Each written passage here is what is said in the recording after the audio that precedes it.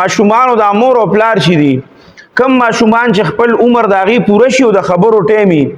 او د خبرې نشي کوله او د سبق للیږي او په سبق باندې د جبه نه چلیږي نو هغه مور او پلار د لپاره پکار دي چې دا یو عمل له چې دا د هغه لپاره خامخا وکي ګوره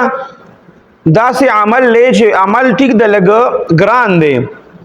خو داسې عمل له چې ډیر زیات مجرب دی او دا چې د کوم ماشومانو د لپاره وشي د هغه جبه په سبق باندې نه چلیږي هغه ته سبق نه یادېږي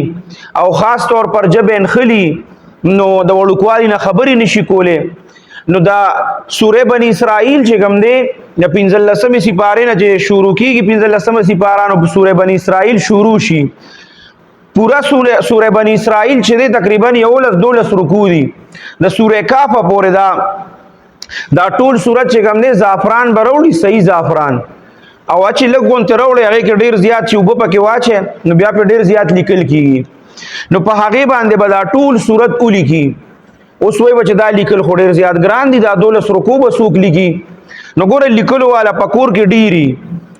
ار یو ته نیمه رکوع یو رکوع حواله شي چې دا اولی کا یا داسې ضروری نه چې په یو ورځ کې دی اولی کی نیمه رکوع دی لیکي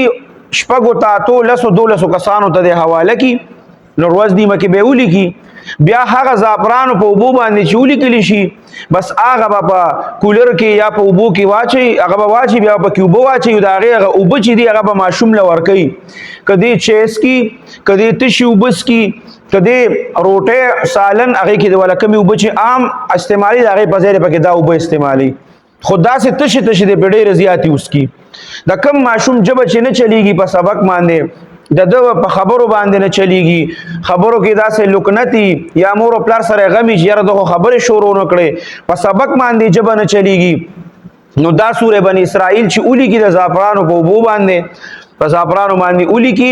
او بیا په اوبو کې واچي هغه اوبه د ماشوم له ورکي نو دا مولانا انور شاه کشمیری رحمت الله علیه فرمای چې دا ډیره زیاته مجربه نسخه ده او ډیر مجرب عمل دی چې دا چا کړی دی نو خامخا هغه ماشوم چې کوم دی هغه خبرې هم شروع کړي دي او په سبق کې د هغه جبه روانه شوې ده